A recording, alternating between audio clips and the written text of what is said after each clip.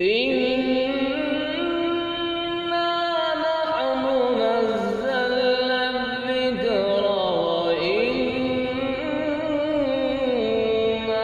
له لحافظون.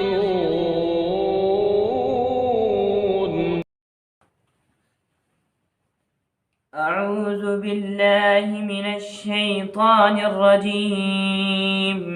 بسم الله الرحمن الرحيم. يا أيها الذين آمنوا ادخلوا في السلم كافة ولا تتبعوا خطوات الشيطان إنه لكم عدو مبين.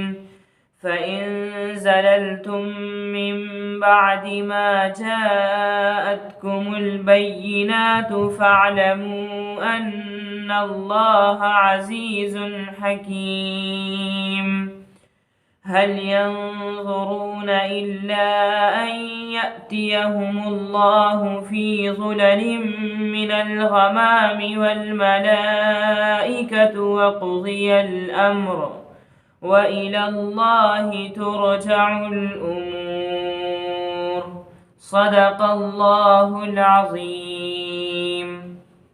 الحمد لله رب العالمين والصلاة والسلام على سيد المرسلين وعلى آله وأصحابه الغر الميامين. أعوذ بالله من الشيطان الرجيم. بسم الله الرحمن الرحيم. يا أيها الذين آمنوا ادخلوا في السلم كافة ولا تتبعوا خطوات الشيطان إنه لكم عدو مبين. اس سے بیشتر آیات میں منافقین کا اور ان کی بدکرداری کا، اسی طرح سے مومنین کا اور ان کی اطاعت شعاری کا تذکرہ تھا۔ اب اس آیت کریمہ میں عموم کے ساتھ سبھی کو مخاطب کیا جا رہا ہے، اے ایمان والو، سب کے سب اسلام میں داخل ہو جاؤ۔ یہاں مطالبہ عمومیت کے ساتھ ہے، یا ایھا الذین آمنو۔ تو اب اس سے مراد وہ مسلمان جو سچے اور پکے تھے وہ بھی مراد ہو سکتے ہیں، ان سے بھی مطالبہ ہے کہ وہ پورے اسلام میں داخل ہو جائیں، اور وہ منافقین جو صرف زبان سے اسلام کا دعویٰ کرتے تھے ان سے بھی مطالبہ ہے کہ وہ اسلام میں پورے داخل ہو جائیں۔ اور اس میں وہ لوگ جو یہودیت سے اسلام میں داخل ہوئے تھے اور یہ چاہتے تھے کہ یہودی تعلیمات پر بھی عمل ہو اور اسلامی تعلیمات پر بھی عمل ہو، بلکہ یہودیت اور اسلامیت کے درمیان میں ایک نئی راہ نکل جائے، ان لوگوں سے بھی اس میں خطاب کیا گیا، اور سب کو قرآن مجید نے یہ دعوت دی، اے ایمان والو، سب کے سب اسلام میں داخل ہو جاؤ۔ ادخلو، یہ جو مطالبہ ہے یہ وجوب کا ہے۔ سلم کے معنی اطاعت کے آتے ہیں، یعنی اللہ اور اس کے رسول کی اطاعت میں داخل ہو جاؤ۔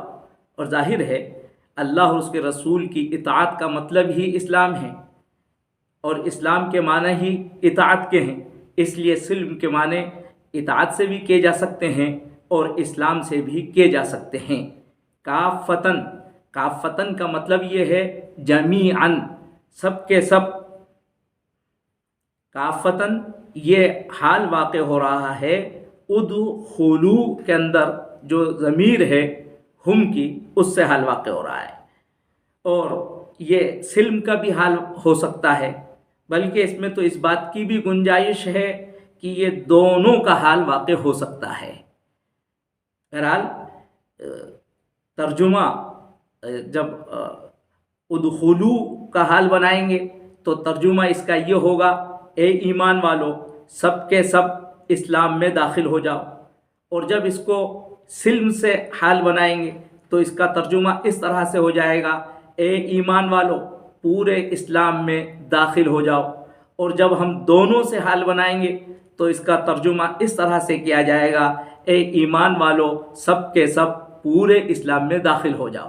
ظاہر ہے سارے انسانوں سے، سارے ایمان والوں سے، ایمان کے دعوے داروں سے مطالبہ ہے کہ وہ پورے اسلام کے اندر داخل ہو جائیں، اس لیے کہ اسلام یہ چند عقائد کا، چند عبادات کا، چند قوانین کا نام نہیں ہے، بلکہ اسلام منظم، مستقل اللہ کا ایک دین ہے، مستقل ایک دستور حیات ہے، لہذا اس کو پورے طور سے اختیار کرنا ہے۔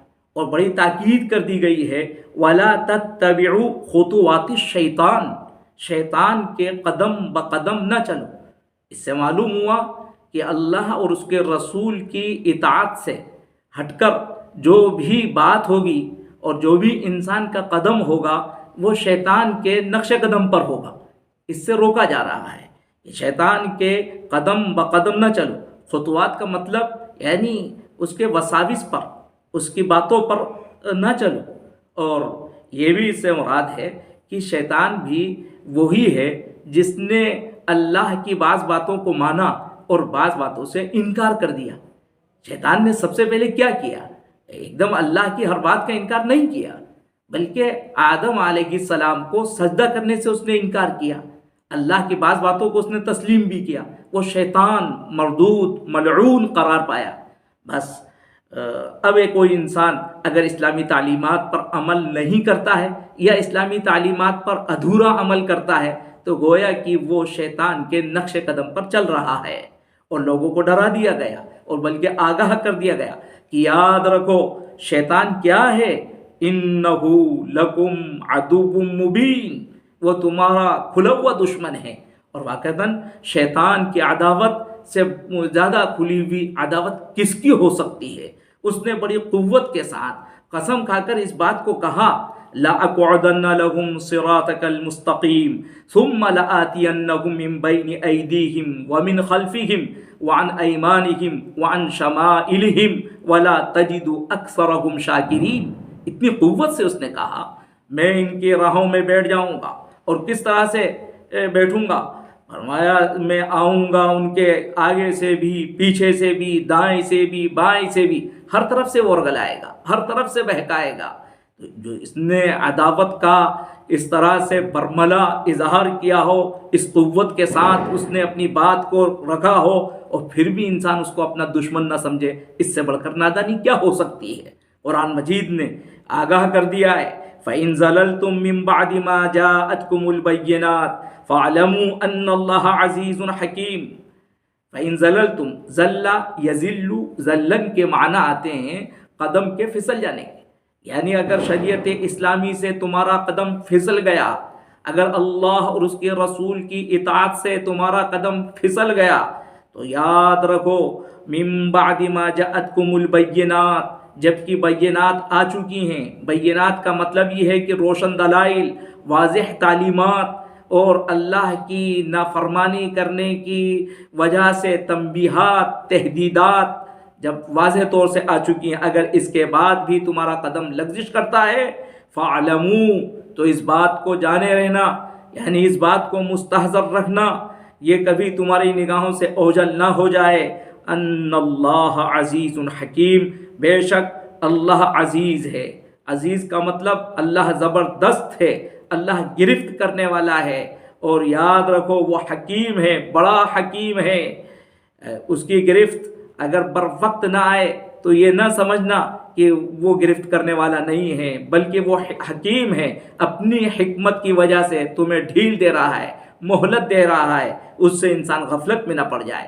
اور اتنے حقائق واضح ہو جانے کے باوجود اگر ایک انسان اللہ کی اطاعت نہیں کرتا ہے، پورے اسلام کو اختیار نہیں کرتا ہے، تو اب ان کو آگاہ کیا جا رہا ہے، کیا وہ اس گھڑی کا انتظار کر رہے ہیں جب کہ اللہ کا عذاب ان کے اوپر نازل ہو؟ کیا یہ اس گھڑی کا انتظار کر رہے ہیں جب کہ اللہ فرشتوں کے ساتھ، یعنی عذاب دینے والے فرشتوں کے ساتھ آئے اور اس کا عذاب بادل کے سائبانوں میں چھپا ہوا ہو، اور جب آخری فیصلہ کر دیا جائے، کیا یہ اس وقت اسلام اور ایمان لائیں گے؟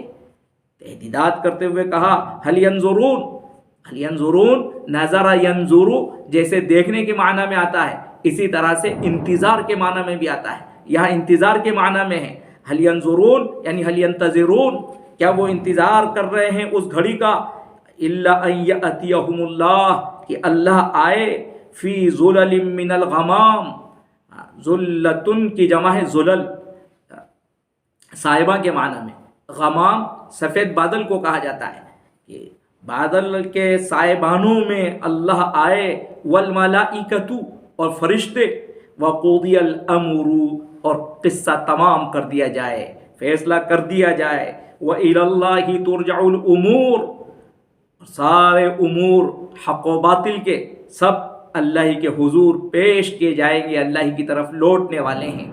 بہرحال اللہ رب العزت کے جلال کو اور اس کے عذاب کو ان آیات میں بتلا دیا گیا ہے۔ حضرت عبداللہ ابن مسعود رضی اللہ تعالیٰ عنہ سے ایک روایت منقول ہے کہ میدان محشر میں اللہ کا جلوہ اسی طرح سے ہوگا، تو کیا یہ اس گھڑی کا یعنی قیامت کی اس گھڑی کے منتظر ہیں جب کہ اب آخری فیصلہ ہوگا، اور اس فیصلے کے بعد اب کسی کو کیا مہلت ہوگی؟ جو حق ہوگا وہ کامیاب ہو جائے گا، اور جو باطل پر ہوگا وہ ہمیشہ کے لیے ناکام ہو جائے گا۔ ان آیات سے اللہ رب العزت ہم سبھی کو ہدایت اور رہنمائی لینے کی توفیق عطا فرمائے، اسلام کی تعلیمات پر اپنی زندگی میں بھرپور ہمیں عمل کرنے کی توفیق عطا فرمائے، آمین یا رب العالمین۔